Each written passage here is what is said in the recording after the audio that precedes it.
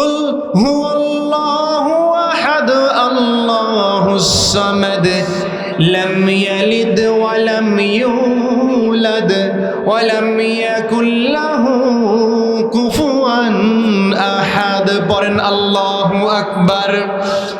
আল্লাহ রাব্বুল আলামিন বলেন, নবী হে আপনি বলেন হুয়াল্লাহ, তিনি হচ্ছেন আল্লাহ, আহাদ তিনি এক, আল্লাহুস সামাদ তিনি অমুখাপেক্ষী, তিনি কারো কাছে চান না, তিনি কারো কাছে কোনো কিছু প্রত্যাশা করেন না।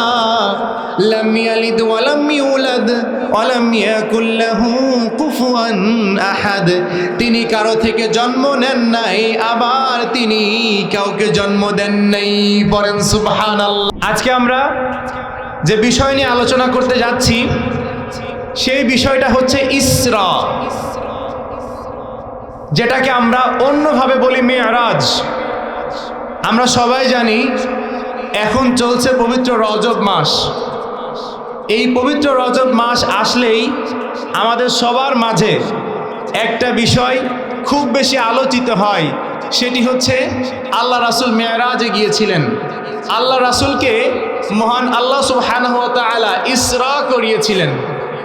এই ইসরা আর মেরাজ, এই দুটি ব্যাপার নিয়ে আজকে আমরা পরবর্তী কয়েক মিনিট আলোচনা করব ইনশাআল্লাহ।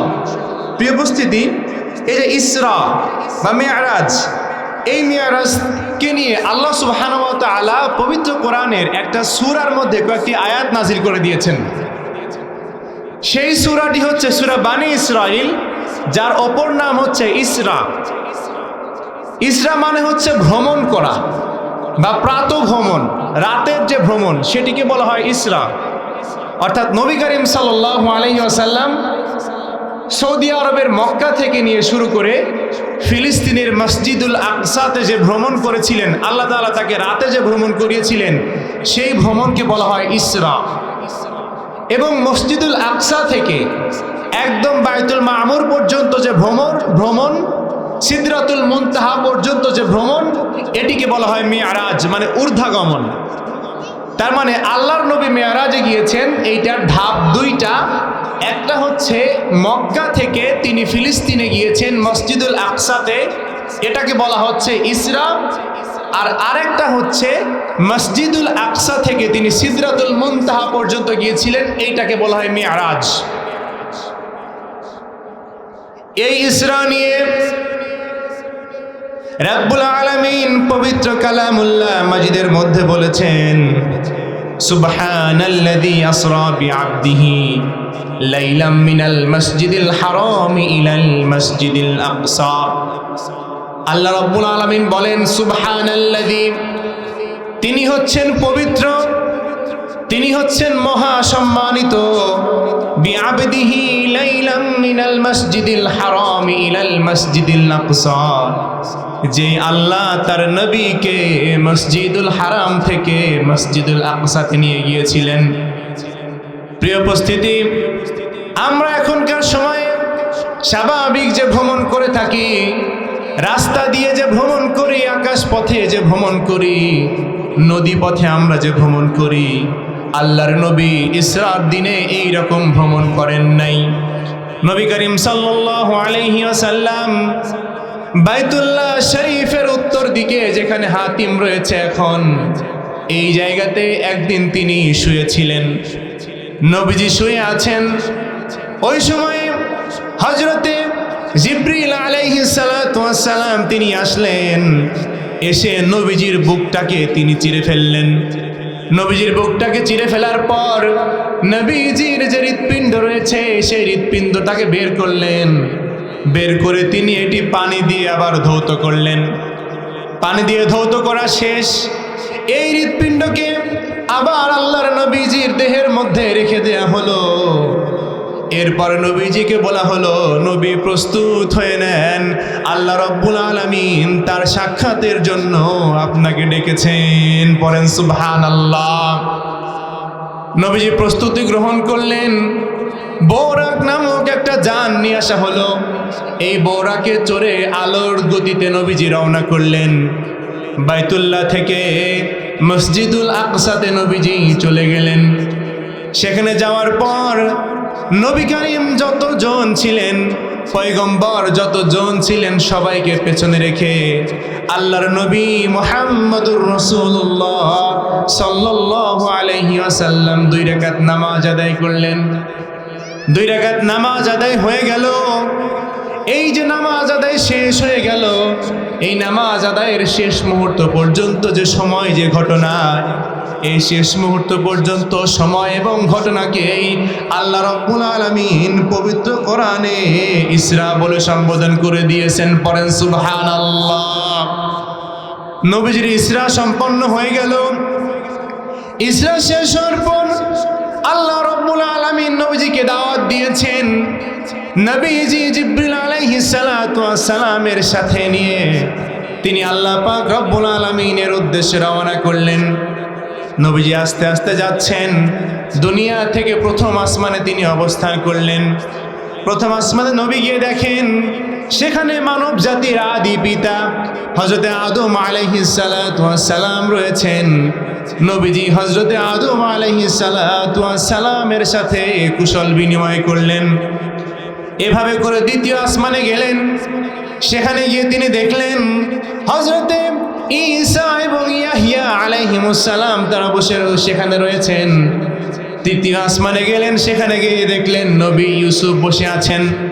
চতুর্থ আসমানে গেলেন, সেখানে গিয়ে দেখলেন নবী ইদ্রিস ওখানে অবস্থান করছেন। পঞ্চম আসমানে যাওয়ার পর দেখলেন সেখানে হারুন আলাইহিস সালাতু ওয়াস সালাম অবস্থান করছেন। নবীজি এবার ষষ্ঠ আসমানে গেলেন। ষষ্ঠ আসমানে গিয়ে দেখেন হযরতে মূসা আলাইহিস সালাতু ওয়াস সালাম সেখানে রয়েছেন। সপ্তম আসমানেও গেলেন, সেখানে মুসলমান জাতির পিতা হযরত ইব্রাহিম আলাইহিস সালাতু ওয়াস সালাম রয়েছেন। নবীজি 7টা আসমানে 8 জন নবীর সাথে সাক্ষাৎ করলেন, কুশল বিনিময় করলেন। পয়গম্বরদের সাথে কুশল বিনিময় শেষ হয়ে গেল। এরপর নবীকে আবার ঊর্ধ্বে আরোহণ করা হচ্ছে। নবীজি এবার আল্লাহ পাক রব্বুল আলামিনের কাছাকাছি চলে গেলেন। সিদরাতুল মুনতাহায় নবীজি যখন পৌঁছে গেলেন, নবীজিকে জান্নাত জাহান্নাম সহ আল্লাহ পাকের অগণিত যে সৃষ্টি রয়েছে সব সেদিন দেখিয়ে দেয়া হয়েছিল। পড়েন সুবহানাল্লাহ, সুবহানাল্লাহ। আমাদের নবীকে আল্লাহ তাআলা কত সম্মানিত করছেন। আর কোন নবী এরকম সৌভাগ্য হয় নাই যে তাকে মেরাজে নিয়ে যাবেন। আর কোন নবীর এরকম সৌভাগ্য হয় নাই প্রথম আসমান, দ্বিতীয় আসমান, তৃতীয় আসমান, চতুর্থ আসমান, এভাবে করে তাকে সপ্তম আসমান পর্যন্ত ভ্রমণ করাবেন। এরকম সৌভাগ্য আমাদের নবী ছাড়া আর কোন নবীর হয়েছে? কথা বলেন, হয়েছে? হয় নাই। কিন্তু তার মানে সেদিক দিয়ে কিন্তু আমরা অবশ্যই শ্রেষ্ঠ উম্মত। আমরা যে শ্রেষ্ঠ উম্মত, এতে কোনো সন্দেহ আছে? এতে কোনো সন্দেহ নাই। আল্লাহ পাক রব্বুল আলামিন মানব জাতিকে আশরাফুল মাখলুকাত বলে সৃষ্টি করেছেন। আর এই মানব জাতির মধ্যে থেকে উম্মতে মুহাম্মাদীকে আবার আল্লাহ তাআলা সৃষ্টির মধ্যে আবার শ্রেষ্ঠ করে পাঠিয়েছেন। পড়েন সুবহানাল্লাহ। প্রিয় উপস্থিতি, এবার খেয়াল করেন বিশ্বনবী মুহাম্মদুর রাসূলুল্লাহ সাল্লাল্লাহু আলাইহি ওয়াসাল্লামকে এবার জান্নাতে নিয়ে যাওয়া হলো। জান্নাতে গিয়ে আল্লাহর নবী মুহাম্মদুর রাসূলুল্লাহ সাল্লাল্লাহু আলাইহি ওয়াসাল্লাম দেখতে পেলেন একটা জায়গাতে প্রচণ্ড সুগন্ধ রয়েছে। ওই জায়গা দিয়ে প্রচণ্ড সুগন্ধি আসছে। নবীজি এবার জিবরিলকে জিজ্ঞাসা করলেন, জিবরিল আমিন, জান্নাতের মধ্যে এই সুগন্ধওয়ালা স্থানটার নাম কি? এই স্থানটা কেন এত সুগন্ধ? হযরত জিবরিল আলাইহিস সালাতু ওয়াস সালাম তখন উত্তর দিলেন, ইয়া রাসূলুল্লাহ, ইয়া হাবিবাল্লাহ। ফিরআউনের দরবারে ফিরআউনের কন্যার যিনি দাসী ছিলেন, সেই দাসী এখানে অবস্থান করছেন, তাই এখান থেকে এত সুগন্ধ আসছে। নবীজি জিজ্ঞাসা করলেন, কি এমন তার আমল ছিল যার জন্য এখান থেকে সুগন্ধ আসছে? জিবরিল আমিন এবার বিশ্বনবী মুহাম্মদুর রাসূলুল্লাহ সাল্লাল্লাহু আলাইহি ওয়াসাল্লাম বলেন, নবী হে, ফিরআউন কন্যার যে দাসী ছিল, সেই দাসী একদিন তার চুলে বেনি করে দিচ্ছিল। ওই সময় তার হাত থেকে হঠাৎ করেই চিরুনি মাটিতে খসে পড়ে যায়। চিরুনি মাটি থেকে তুলে নিয়ে আবার তার দাসী বিসমিল্লাহ বলে কাজ শুরু করে। এই যে বিসমিল্লাহ বলে কাজ শুরু করলো, তখন ফিরাউন কন্যা বলে, তুমি কেন আমার বাবার রাজত্ব থেকে তুমি আল্লাহর নাম নিলে? কেন? এই রাজত্ব তো ফিরাউনের। এখানে তুমি বলবা বিসমি ফিরাউন, ফিরাউনের নামে শুরু করছি, পরে নাউজুবিল্লাহ, অর্থাৎ রাজত্ব ফিরাউনের, তুমি কেন আল্লাহর নাম নিলা? তোমাকে সতর্ক করছি, তোমার যে আল্লাহর প্রতি আস্থা, আল্লাহর প্রতি যে ভরসা রয়েছে, সেই ভরসা থেকে তুমি দূরে সরে আসো, তুমি ফিরাউনের প্রতি ভরসা করো, পরে নাউজুবিল্লাহ। ফিরাউন কন্যার দাসী তখন তিনি এই কথা শুনেন নাই, তখন তিনি বলেছিলেন, ফিরাউন সেও তো আল্লাহর সৃষ্টি, আমি কেন তাকে ইলাহ বলে মানব? আল্লাহ অন্য মানুষকে যেভাবে খাওয়াচ্ছে, যেভাবে পানাহার করাচ্ছে, তাকেও তো সেভাবেই খাওয়াচ্ছে, সেভাবেই পানাহার করাচ্ছে। সেও তো মানুষ, সেও তো কারো না কারো থেকে জন্ম নিয়েছে, সেও তো মৃত্যুবরণ করবে। তো যার ক্ষয় আছে, যার লয় আছে, যার শেষ আসে, সে কি করে অন্য কারো ইলাহ হতে পারে? ফিরাউন কন্যা এবার সেই প্রশ্নগুলো ছুড়ে দিল। দাসীর কাছ থেকে এই প্রশ্নগুলো পাওয়ার পর ফিরাউন কন্যা তো রেগে মেগে সে আগুন হয়ে গেল। সে তার পিতা ফিরাউনের কাছে গিয়ে বলল, ও আমার পিতা, আপনি শুনেছেন নাকি আপনার দরবারে থাকে একজন দাসী রয়েছে, সেই দাসী আপনার দরবারে থেকে সে আপনার গুণগান গায় না, আপনাকে রব বলে স্বীকার করে না। সে বলে মানুষ কি করে মানুষের রব হতে পারে, এটা তো সম্ভব না। সে আল্লাহ পাককে রব বলে মেনেছে, সে আল্লাহ ইলাহ বলে মেনেছে, সে আল্লাহর একত্ববাদে বিশ্বাস স্থাপন করে, সে আল্লাহর সৃষ্টিতে আর কাউকে শরীক স্থাপন করতে চায় না। ফিরাউন তার কন্যার কাছ থেকে এই কথাগুলো যখন শুনলো, দাসীকে বাদ ডেকে পাঠালো। দাসীকে আবার সাবধান করা হলো, তুমি তাওহীদ ছেড়ে দাও, আল্লাহর একত্ববাদ ছেড়ে দাও। যদি ছেড়ে দাও তাহলে তুমি বেঁচে যাবা, আর যদি না ছেড়ে দাও তাহলে আজকে তোমাকে এমন শাস্তি দিব, তোমাকে মৃত্যুদণ্ড দিয়ে দুনিয়া থেকে বিদায় দিয়ে দিব। ফিরাউন কন্যা এবারও ফিরাউনের দাসী এবারও ফিরাউনের কথা শুনে নাই। দাসী বলছে, তুমি যাও, যা খুশি করো, সমস্যা নাই, তোমাকে আমি ইলাহ বলে মানতে পারবো না, তোমাকে রব বলে আমি মানবো না। কারণ রব যিনি হবেন তিনি কারো থেকে জন্ম নেন না, আবার কারো থেকে কাউকে জন্ম দেন না। রব যিনি হবেন তিনি বলেছেন পবিত্র কালামুল্লাহ মাজিদে, আল্লাহ পাক রব্বুল আলামিন রবের কি সংজ্ঞা রয়েছে, রবের একত্ববাদের যে ডেফিনেশন রয়েছে, সেখানে আল্লাহ রব্বুল আলামিন স্পষ্ট করে বলে দিয়েছেন।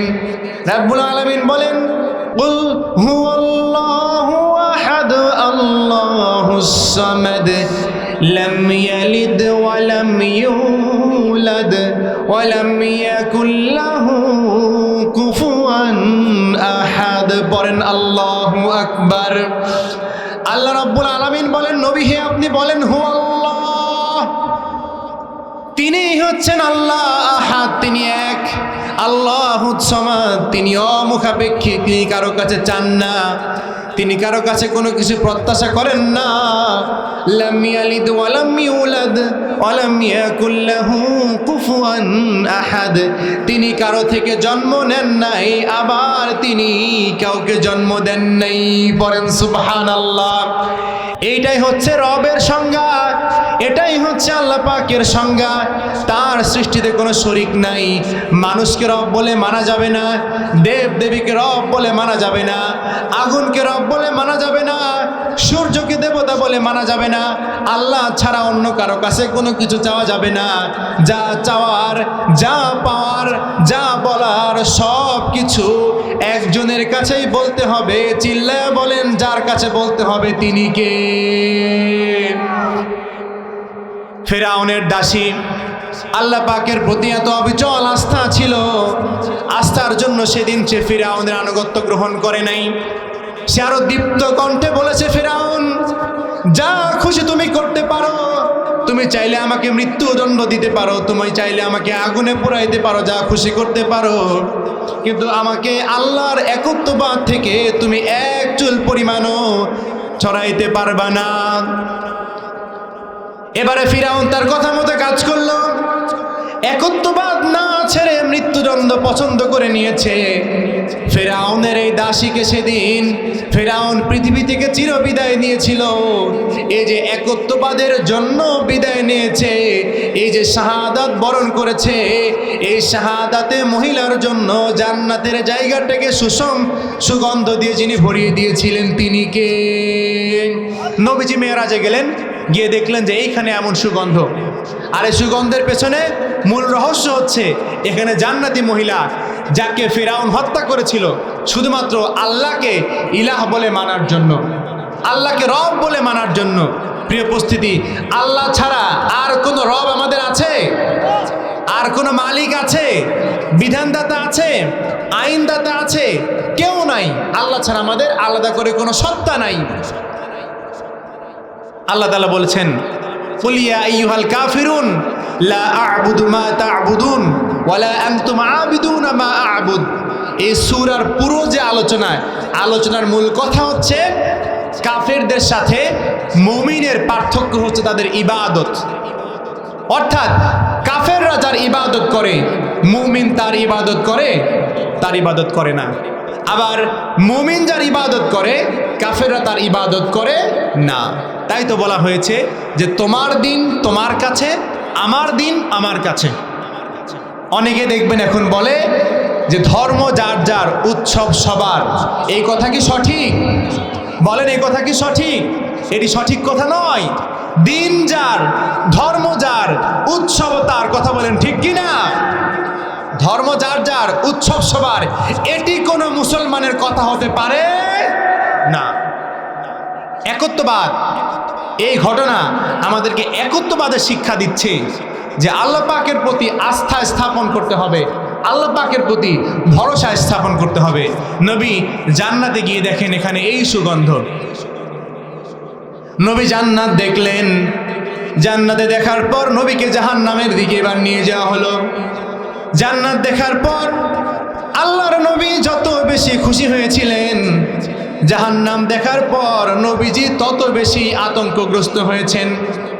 কারণ আল্লাহর নবী যখন জাহান্নামে গেলেন তখন সেখানে তিনি দেখতে পেলেন এমন কিছু মানুষ রয়েছে যাদেরকে প্রতিনিয়ত পাথর দিয়ে মাথাটা ফাটিয়ে দেয়া হচ্ছে।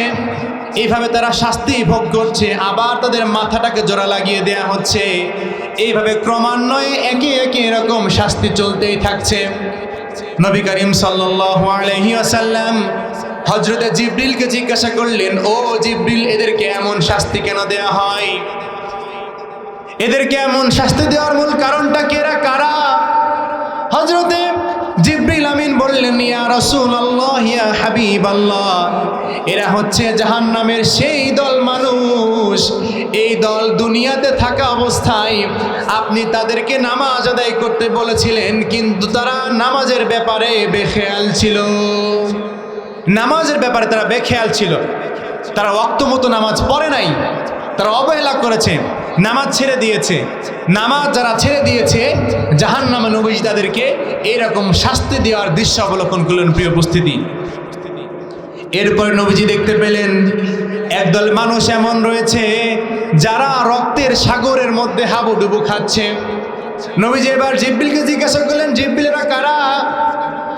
হযরতে জিবরিল আমিন এবার উত্তর দিলেন, ইয়া রাসূলুল্লাহ, ইয়া হাবিবাল্লাহ, এরা হচ্ছে আপনার উম্মতের মধ্যে ওই শ্রেণীর উম্মত যারা দুনিয়াতে থাকা অবস্থায় সুদের সাথে জড়িত ছিল। যারা সুদের সাথে জড়িত তাদেরকে জাহান্নামে রক্তের সাগরের মধ্যে হাবুডুবু খাওয়ানো হবে, চুবিয়ে সেখানে মারা হবে। পড়েন আল্লাহু আকবার। প্রিয় উপস্থিতি, এত বড় পাপ। আল্লাহ রহমত হয়তো এই এলাকায় আছে, এই এলাকাতে মনে হয় কোনো সুদখোর নাই। কথা বলেন ঠিক কি না? আছে। তাদের জন্য আল্লাহ তাআলা এই শাস্তির ঘোষণা দিয়েছেন। জাহান্নামের আগুনে শুধু পোড়ানো হবে ব্যাপারটা এমন নয়, বরং তাদেরকে জাহান্নামে ফেলে আগুনে নিবদ্ধ করা হবে এবং তারপর রক্তের সাগরের মধ্য দিয়ে হাবুডুবু খাওয়ানো হবে। পরেন নাউজুবিল্লাহ। প্রিয় উপস্থিতি, নবীজি দেখলেন আরেক শ্রেণীর মানুষ রয়েছে এমন যাদের নখগুলো পিতলের মতো, নখগুলো বড় বড়। এই নখ দিয়ে তারা তাদের মুখমণ্ডল, তাদের বক্ষদেশ তারা খামচাচ্ছে। মাংসগুলোকে তারা আলাদা করে ফেলতেছে। নবী জিজ্ঞেস করলেন, এরা কারা? জিবরিল বললেন, এরা হচ্ছে তারা যারা দুনিয়াতে থাকা অবস্থায় একে অন্যের গীবত করত। আপনাদের এলাকায় তো মনে হয় আল্লাহর রহমতে এই ধরনের মানুষ নাই, তাই না? গীবতকারী মানুষ আছে? নাই, আলহামদুলিল্লাহ, যাক ভালো। অন্য এলাকায় আছে। নবীজি তাদের সম্পর্কে বলেছেন, গীবত যারা করবে তাদের অবস্থা এইরকম হবে। প্রিয় উপস্থিতি, নবীজিকে জান্নাত দেখানো হলো, জাহান্নাম দেখানো হলো। আল্লাহর কুদরতিভাবে নবীজির সাথে আল্লাহরও সাক্ষাৎ হয়ে গেল। নবীজি এবার চলে আসবেন। আসার সময় উপহার হিসেবে আল্লাহ পাক রব্বুল আলামিন নবীজিকে দিয়ে দিলেন উপহার হিসেবে 50 ওয়াক্ত নামাজ। নবীজি এবার খুশি হয়ে গেলেন। 50 ওয়াক্ত নামাজ দিয়ে নবীজি ফিরে চলে আসবেন।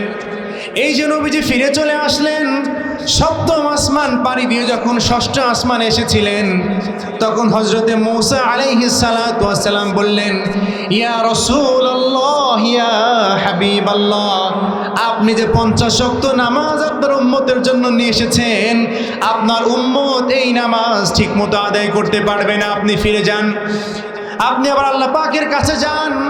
আল্লাহ পাকের কাছে গিয়ে বলেন, রব্বুল আলামিন আমার উম্মত এত পারবে না, আপনি একটু কমিয়ে দেন।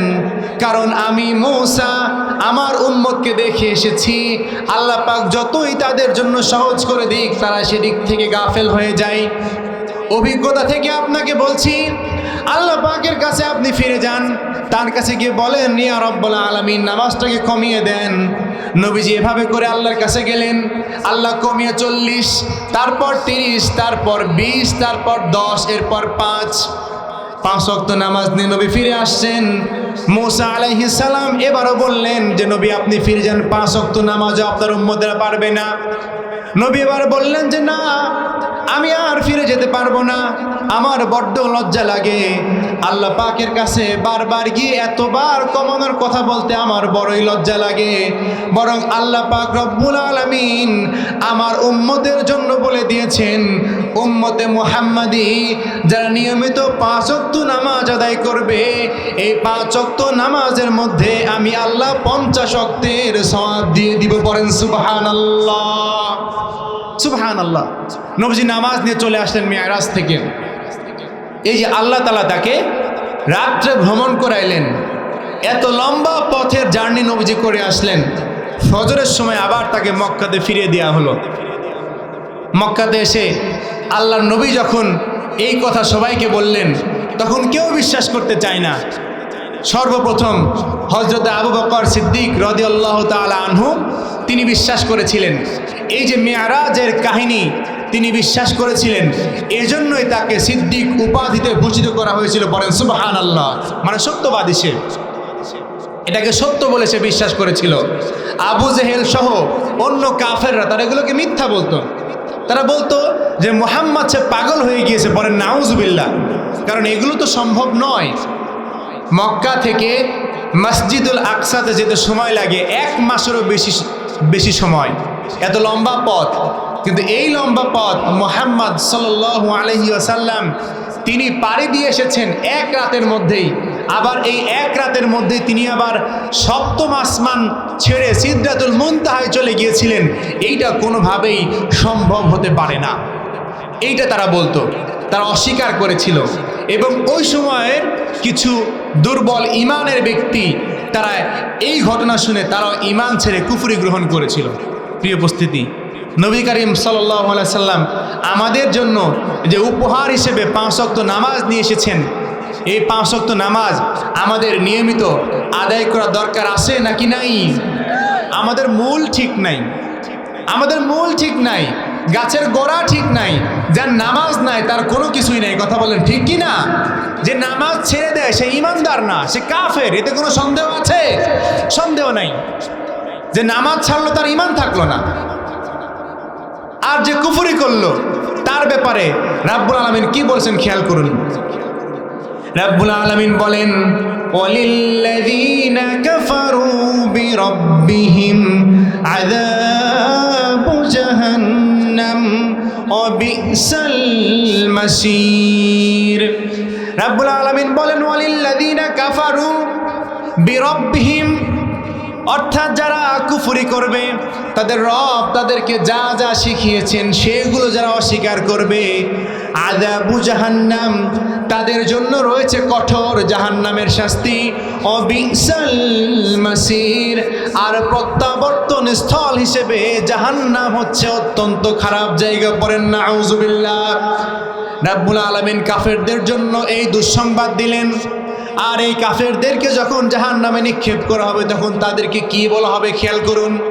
রাব্বুল আলামিন আরো বলছেন, ইযা উলকু ফিহা সামিউ লাহা শাহীকান ওয়া হিয়া তাফুর তাকাদু তামাইয়াজু মিনাল গায়য কুল্লামা উলকিয়া ফিহা ফাওজুন সালাহুম খাজানাতুহা আলাম ইয়াতিকুম নাযীর ক্বালু بلى قد جاءنا نذير فكذبنا وقلنا ما نزل الله من شيء إن أنتم إلا في ضلال كبير। দেখুন খেয়াল করে, যারা নামাজকে অস্বীকার করবে, যারা তাদের রবের হুকুমকে অস্বীকার করবে, যারা কুফরি করবে, ইযা উলকু ফিহা সামিউ লাহা শাহীকান ওয়া হিয়া তাফুর, তাদেরকে যখন জাহান্নামে নিক্ষেপ করা হবে, ইযা উলকু ফিহা সামিউ লাহা, তারা শুনতে পাবে শাহীকান ওয়া হিয়া তাফুর, জাহান্নাম গর্জন করছে। আর জাহান্নামের আগুন যেটি রয়েছে, এই আগুনকে আরো বেশি উদ্বেলিত করা হবে। এই উদ্বেলিত আগুনের মধ্যেই মানুষদেরকে নিক্ষেপ করা হবে। আল্লাহ পাক রব্বুল আলামিন আবার বলছেন, তাকাদু তামাইয়াজু মিনাল গায়য, তাদেরকে যখন জাহান্নামের মধ্যে নিক্ষেপ করা হবে, কুল্লামা উলকিয়া ফিহা ফাওজুন সালাহুম খাজানাতুহা আলাম ইয়াতিকুম নাযীর, অর্থাৎ এভাবে একের পর এক দলকে যখন জাহান্নামে নিক্ষেপ করা হবে তখন তাদেরকে বলা হবে, তোমাদের কাছে কি কোনো সতর্ককারী আসে নাই? তোমাদের কি কেউ কোরআন থেকে হাদিস থেকে আল্লাহ পাকের কথাগুলি স্মরণ করিয়ে দেয় নাই? জান্নাত জাহান্নামের আলোচনা কি তোমাদেরকে শোনায় দেয় নাই? তাওহীদের আয়াত কি তোমাদেরকে শোনায় নাই? ইনসাফের কথা কি তোমাদেরকে শোনায় নাই? ন্যায় ইনসাফের কথা কি তোমাদেরকে বুঝ দিয়ে দেয় নাই?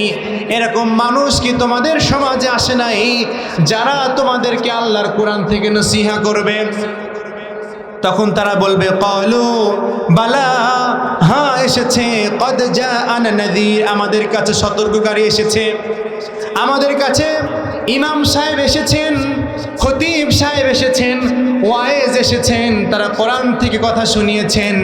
কিন্তু তারা যখন কোরআন থেকে কথা শোনাইতেন আমরা তাদের কথাকে মিথ্যা প্রতিপন্ন করতাম, আমরা তাদের কথাকে অবহেলা করতাম, আমরা তাদের কথা শুনতাম না, মানতাম না, বরং যারা এই কোরআনের কথাগুলো শোনাইতো তাদেরকে আমরা শত্রু বলে গণ্য করতাম, শত্রু মানতাম।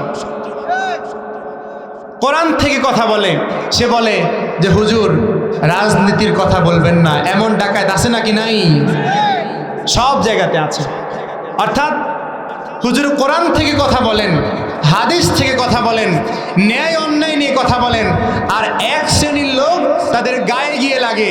তাহলে বুঝতে হবে কোরআন থেকে কথা বললে যাদের গায়ে গিয়ে লাগে ওরা মুসলমান নামধারী থাকলেও প্রকৃতপক্ষে মুসলমান হতে পারে না। এই কথা বলেন ঠিক কিনা? প্রিয় উপস্থিতি, কত আলেমকে কষ্ট দেয়া হয়েছে, কত নিরপরাধ মানুষকে কষ্ট দেয়া হয়েছে, কত ইমামকে নিয়ে যাওয়া হয়েছে, বছরের পর বছর তাদেরকে জেলখানায় রাখা হয়েছে, দুর্বিষহ জীবন তারা দিনাতিপাত করেছে, তাদেরকে আস্তে আস্তে স্লো পয়জিং করে দুনিয়া থেকে বিদায় দিয়ে দেওয়া হয়েছে। এমনকি ফাঁসির কাস্টে ঝুলিয়ে অসংখ্য আলেমকে এই পৃথিবী থেকে বিদায় করে দেওয়া হয়েছে। কথা বলেন ঠিক কিনা? যারা আলেমদেরকে বিদায় করে দিয়েছে বুঝতে হবে ওরাও এই পৃথিবীতে স্থায়ী হতে পারে নাই, ওরাও বাংলার জমিনে স্থায়ী হতে পারে নাই। বাংলার ছাত্র জনতা এমনভাবে তাদেরকে দৌড়ানি দিয়েছে, বাংলাদেশের ভূখণ্ড ছেড়ে তারা পার্শ্ববর্তী দেশে গিয়ে পালাতে বাধ্য হয়েছে। কথা বলেন ঠিক কিনা? সুতরাং আলেমদের সাথে, কোরআনের কথা যারা বলে, ইমাম সাহেবদের সাথে দয়া করে আল্লাহর ওয়াস্তে আপনারা লাগতে আসবেন না। কারণ তারা বানিয়ে কথা বলে না, তারা আল্লাহর কোরআন শিখেছে, আল্লাহর কোরআন বুঝেছে এবং সেখান থেকেই দায়িত্বপ্রাপ্ত হয়ে আপনাদেরকে জানাইতে এসেছে। কারণ আল্লাহ তাআলা সেদিন প্রশ্ন করবেন, আলাম ইয়াতিকুম নাযীর, তোমাদের কাছে কি দায়িত্বশীল কেউ আসে নাই? এই কথাগুলো বলার মতো কি কেউ আসে নাই? ক্বালু, তারা বলবে, বালা, হ্যাঁ অবশ্যই এসেছে। ক্বাদ জাআনা নাযীর, আমাদের কাছে সতর্ককারী এসেছে। ফাকাযাবনা ওয়া কুলনা মা নাযালাল্লাহু মিন শাই, আমরা তাদের কথা শুনি নাই, আমরা তাদেরকে মিথ্যা প্রতিপন্ন করেছি।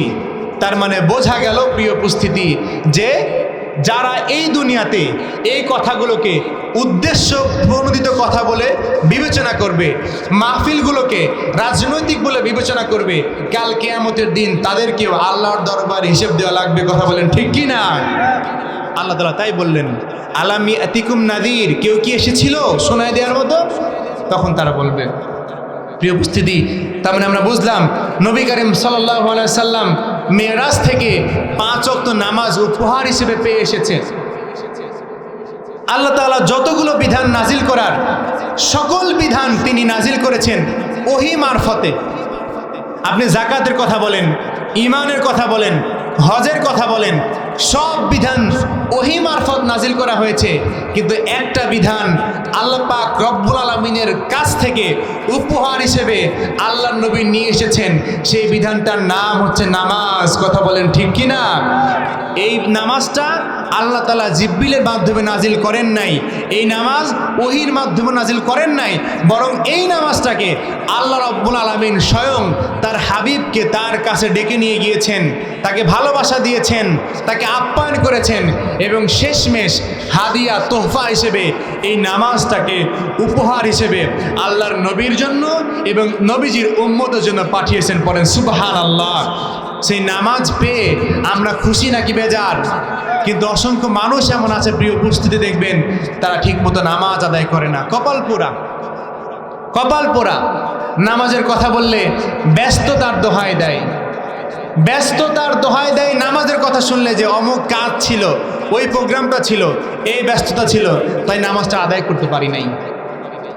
আপনাকে বুঝতে হবে যে প্রোগ্রাম, যে ব্যস্ততা আপনাকে আল্লাহর স্মরণ থেকে, আল্লাহর নামাজ থেকে দূরে সরিয়ে রাখে, বুঝতে হবে এটা আল্লাহর পক্ষ থেকে রহমতের ব্যস্ততা নয়, বরং আল্লাহর পক্ষ থেকে গজব হিসেবে ব্যস্ততা রূপে এসেছে। কথা বলেন ঠিক কি না? এটা গজব। আপনি বলেন আমি ব্যস্ত আছি, ব্যস্ততা, এটা প্রকৃতপক্ষে ব্যস্ততা নয়।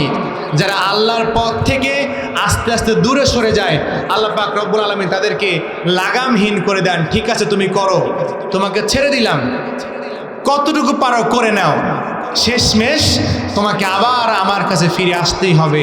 কুল্লু নাফসিন যায়িকাতুল মাউত, মৃত্যুবরণ করতেই হবে। আর এই মৃত্যুবরণ করে তুমি যখন কাল কিয়ামতের দিন আল্লাহ পাকের সামনে উত্থিত হবা, তখন তোমাকে সবার আগে যে হিসেবটা নেবে আল্লাহ তাআলা, সেই হিসেবটা হচ্ছে ঠিকমতো নামাজ আদায় করেছো কিনা। প্রিয় উপস্থিতি, সবার আগে নামাজের হিসাব, নামাজটা আপনার আছে কিনা, নামাজটা কতটা গুরুত্বপূর্ণ খেয়াল করে দেখেন। আল্লাহর নবী মুহাম্মদুর রাসূলুল্লাহ সাল্লাল্লাহু আলাইহি ওয়াসাল্লাম যখন পৃথিবী থেকে বিদায় নেবেন, বিদায় নেওয়ার দিন সকালবেলা তিনি প্রচণ্ড রকমের অসুস্থ ছিলেন। নবীজি দেখলেন সাহাবীরা মিসওয়াক করছে, সাহাবীদের মিসওয়াক করা দেখে নবীজিরও ইচ্ছা হলো তিনি মিসওয়াক করবেন। নবীজিকে মিসওয়াক করিয়ে দেয়া হলো। মিসওয়াক করিয়ে দেওয়ার পর নবীজি আল্লাহর ডাকে সাড়া দেওয়ার জন্য প্রস্তুতি নিচ্ছেন। নবীজির জানটা বের হয়ে যাবে, জানটা বের হয়ে যাওয়ার সময় তিনি তার সাহাবীরা যারা ছিলেন, তার বিবিগণ যারা ছিলেন, তাদেরকে পাশে ডাকলেন, কন্যাদেরকে পাশে ডাকলেন, তারা সবাই পাশে আসলো, এসে তাদের উদ্দেশ্যে নসিহা করলেন। আল্লাহর নবী যখন পৃথিবী থেকে বিদায় নেবেন, বিদায় নেওয়ার সময় তিনি তার সম্পদ সম্পর্কে নসিহা করেন নাই, তার সন্তান সম্পর্কে নসিহা করেন নাই, তার উত্তরাধিকার সম্পর্কেও নসিহা করেন নাই, বরং নবীজির জীবন যখন শেষ হয়ে যাবে, জীবন বের হয়ে যাওয়ার সময়ও আল্লাহর নবীজি একটাই নসিহত করেছিলেন, আসসালাত আসসালাত আসসালাত, ও আমার উম্মতেরা, নামাজ নামাজ নামাজটাকে ছেড়ে দিও না। পড়েন সুবহানাল্লাহ। নবীজি মারা যাচ্ছেন, পৃথিবী থেকে বিদায় নিচ্ছেন, এই সময় নবীজি নামাজটাকে তিনি নসিহা করলেন, উম্মত তোমরা যারা আছো নামাজটাকে ছেড়ে দিও না। এবং নবীজি সেই সময় তার নিজের ঘর থেকে মসজিদে নববীতে তাকিয়ে দেখেন যে একদল লোক তারা জামাতে নামাজ আদায় করছেন। এই নামাজ আদায় করা দেখে নবীজি খুশি হয়ে গেলেন। খুশিতে আল্লাহর নবীর চোখ দিয়ে অঝরে পানি বের হয়ে যাচ্ছে। নবীজি সেই সময় কান্নারত অবস্থায় রয়েছেন। এই কান্নারত অবস্থা দেখে সাহাবীরা জিজ্ঞাসা করলো, ইয়া রাসূলুল্লাহ, এই নামাজটা প্রতিষ্ঠা করার জন্য আপনি এত পরিশ্রম করলেন, আপনি রক্ত দিলেন, আপনার দাঁত মোবারক শহীদ হলো, আপনি আজকে কান্না কেন করেন? নবীজি সাহাবীদেরকে উদ্দেশ্য করে বলেন, আজকে আমি এটা কোনো দুঃখের কান্না কাঁদছি না, বরং আমার আজকে সুখের কান্না। এই যে নামাজ প্রতিষ্ঠার জন্য আমি আমার সারা জীবন এত পরিশ্রম করলাম, আমি দেখতে পাচ্ছি আমার উম্মতেরা তারা জামাতে নামাজ আদায় করছে, এবং আমার উম্মতদের মধ্যে একদল মানুষ কিয়ামত পর্যন্ত থাকবে যারা জামাতবদ্ধভাবে নামাজ আদায় করবে, এবং তারাই কাল কিয়ামতের দিন সফল হবে। পড়েন সুবহানাল্লাহ। প্রিয় উপস্থিতি, নবীজি মেরাজে গেলেন, মেরাজ থেকে আসলেন, সারা জীবন বলে গেলেন, এমনকি মৃত্যুর সময়েও যে জিনিসটা নিয়ে নসিহাত করেছিলেন সেই জিনিসটা হচ্ছে নামাজের নসিহাত। রজব মাস আসলেই আমাদের মাঝে এই মেরাজের আলোচনা শুরু হয়ে যায়, কিন্তু মেরাজের আলোচনায় আমরা যতই নানান রকম ঘটনা আলোচনা করি না কেন, সকল আলোচনার মূল কেন্দ্রবিন্দু হচ্ছে নামাজ ঠিক করা। কথা বলেন ঠিক কিনা? যারা নামাজ ঠিক করতে পেরেছে এই আলোচনা থেকে তারাই মূলত বা তারাই প্রকৃতপক্ষে সফল হতে পেরেছে। প্রিয় উপস্থিতি, সুতরাং আজকের আমার যে আলোচনার মূল বিষয়বস্তু ছিল, এই যে মেরাজ থেকে এই মেরাজের মূল বিষয়বস্তু হচ্ছে আমরা যেন নামাজটা ঠিক করি, আমরা যেন আল্লাহর যে একত্ববাদ রয়েছে এই একত্ববাদের প্রতি দৃঢ় বিশ্বাস স্থাপন করি, আমরা যেন আমাদের যে ইবাদত রয়েছে, আমাদের রবের যে আনুগত্য রয়েছে, এর মধ্যে কোনো শরিক নির্ধারণ না করি। যা চাওয়ার, যা আকুতি ব্যক্ত করার, যা নিবেদন করার সব কিছু আমরা যেন সেই মহান আল্লাহ পাকের দরবারে নিবেদন করে দেই। আল্লাহ পাক আমাদের সকলকে সে তৌফিক দান করুন। পূর্ণ আমিন।